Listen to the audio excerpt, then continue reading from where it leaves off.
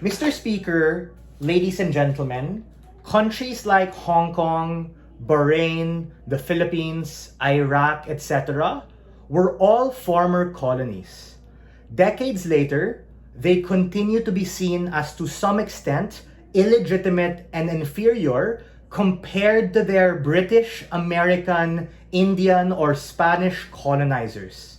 The intuition pump here is very simple. Instead of begging for crumbs or scraps in the big boys table, that of the international community, we rather have a seat there in order to later on use that as a bargaining chip to get access to other opportunities. We think and we agree with opening government that we want structural long-term reform, and we also agree with opening opposition in response to my POI that a trade-off has to be made because we're talking about prioritizing lobbying. So we have to make a comparative among short-term versus long-term. And we think that uniquely, the benefits and path to victory of closing government is going to be very simple. Other responses will be integrated. I'm going to answer a few questions which we think are important to the round and win that in our favor.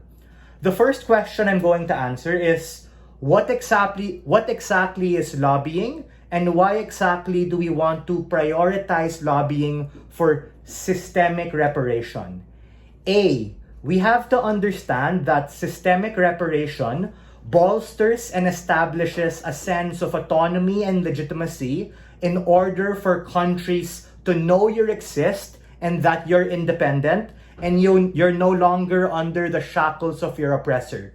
So my handle here is breaking free from the shadows of your colonial past. This comes upstream of opening government's examples and framing of corruption and opening opposition's pushback of being a minority vote. Why?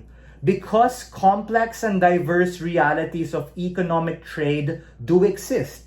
This is to say that joining certain trade blocs or being able to vote for things like IMF policy might not affect you right now because you're like post-colonial and you're in some transitionary period, but these, whether you like it or not, are going to affect you in the future given the shift towards globalization that we're seeing. Post-COVID, given post-inflation world, etc., these things are uber-duper important.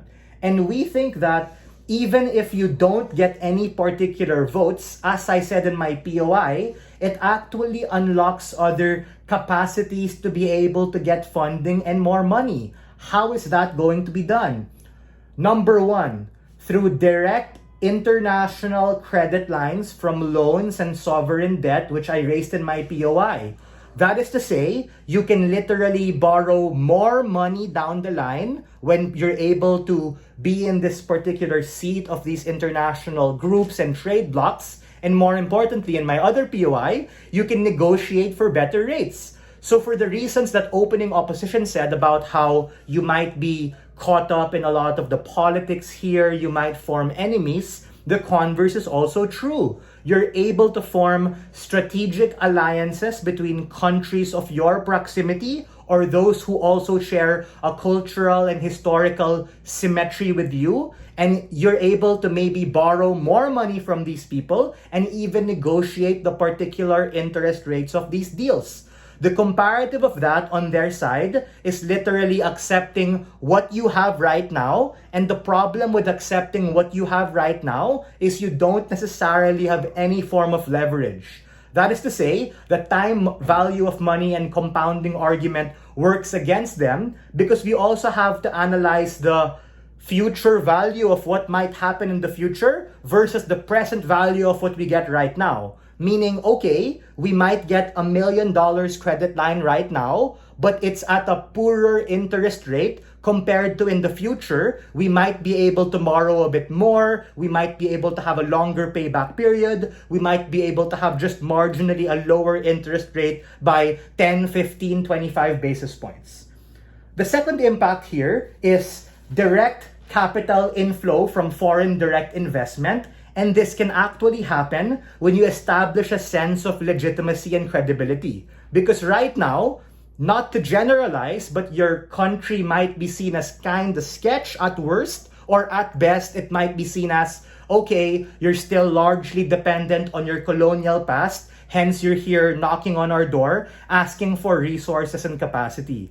So we think on both sides, it's about resource management. It's also about long-term sustainability to be able to do cool shit like build your infrastructures, nationalize certain policies, and be able to build certain realities. And that can better happen when you're at a position to be able to negotiate and people can see you as credible. Before that, sure, Kayo, SP1, I'll take your POI. Your idea of like first lobbying for systemic reparation and then lobbying for financial reparation kind of harms the debate, but we can still do the same thing but for on the other side. We can like try to get the financial reparation first in order to like be a better player in the international scenario and then get for the systemic reparations. You're just like tightening the space between the houses. Yeah, so what's happening now is that it becomes like a chicken and the egg problem of what you do first. But what I'm saying is, even if on your side, you're able to accept money now, your institutions might not be ready for it. It's not just as opening government portrays that they're corrupt, because absent corruption, you might be not being able to get your shit together, right? Meaning, even if you get money, what the fuck are you gonna spend on? What are you going to do? But the reason as to why it's important to join a lot of these international seats is because it puts pressure on you to be able to figure out what you want and then ask for money later. Because the burden of proof becomes significantly higher, and that allows you to access a suite of other opportunities. The second question, really quickly, that we answer is what is this reparation and how do we deal with the comparative? It's quite simple. On our side, we create an incentive structure to be able to push these countries to be able to get their act together when they're able to form certain legislation in their economic policy, when they're able to form their central bank, when they're able to form their domestic and international negotiation teams and representatives facing these particular groups. In order to have a seat in this table, it demands a certain sense of maturity, which later on allows you more access to credit. That's us subsuming their economic angle of fungibility and urgency and the capacity to get more money. For all these reasons, we are very proud to propose.